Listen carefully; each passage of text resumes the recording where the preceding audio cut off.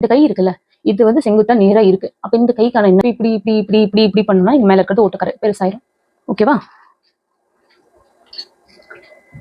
ஒரே நிமிஷம். இது ஓட்ட பெருசாயிரும். அப்படி பண்ணக்கூடாது. ஸோ இந்த ஊசியை தான் இந்த கை சும்மா தானே இருக்கு, இதை எடுத்துட்டு போய் நம்மளே தான் மாட்டணும்.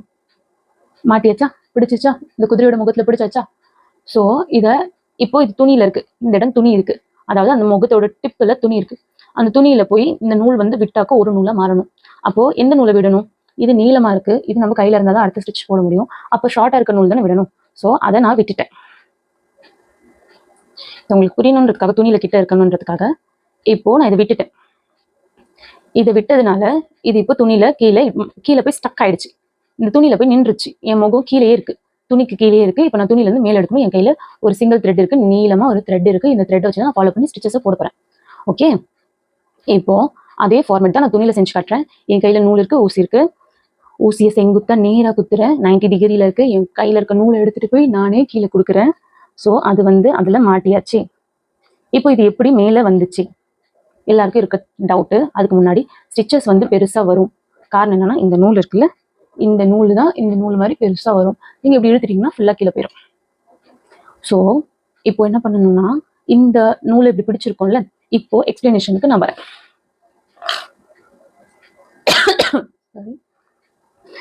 இந்த துணியோட நெஞ்சில் இப்படி ஒரு லைன், இப்படி நிறைய லைன் வந்ததுனால இது துணியா ஃபார்மேட்டா மாறி இருக்கா? இதான் துணியா மாறி இருக்கு. ஓகே, இப்போ வந்து நான் போட்டுக்கிட்டு இந்த லைன், அதாவது இந்த ரெட் கலர் லைன்ல த்ரெட் ஹேண்டில் பண்ணியிருக்க லைன் தான் இப்போ நான் போடக்கூடிய இந்த லைன். என்கிட்ட துணி இருக்கு, துணியில ரிங்கு ஃபிக்ஸ் பண்ணிட்டேன். அதுக்கப்புறம் என்கிட்ட ஒரு லைன் இருக்கு.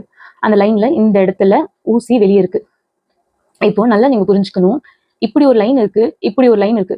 நீங்க ஊசியை இப்படியே குத்தி இப்படியே பிடிச்சி இழுத்தா இந்த நூல் மாட்டுமா? ஏன்னா முகம் இப்படி இருக்கு, அப்ப இது இப்படி மாட்டிருக்கு, இப்படி கொக்கி மாதிரி மாட்டிருக்கு.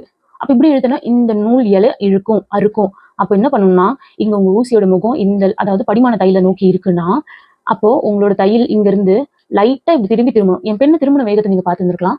லைட்டா இப்படி திரும்பி இப்படி திரும்பிடுச்சு, அதாவது இப்படி திரும்பி இப்படி திரும்பிடுச்சு. ஓகே, அதை நான் முகத்துல சொல்லி காட்டுறேன். இதான் என்னோட ஸ்ட்ரெயிட் லைன் ஆச்சா? அதுல என்னோட ஊசி இங்க இருக்கு, இப்படி குத்திட்டேன், மேல இருக்கு.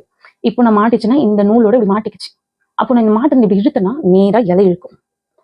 அப்போ இலை இழுக்கும்னாக்க இந்த துணியில இருக்கிற லைன் வந்து நேரா நூல் தூக்கி அறுத்த மாதிரி இருக்கும். ஸோ இதை இங்க இப்படி வந்து மாட்டுதுன்னு தெரிஞ்சோடனே இப்படி திருப்பி இப்படி திருப்பணும், இப்படி திருப்பி இப்படி திருப்பணும், இப்படி தூக்கி இப்படி திருப்பி இப்படி திருப்பணும்.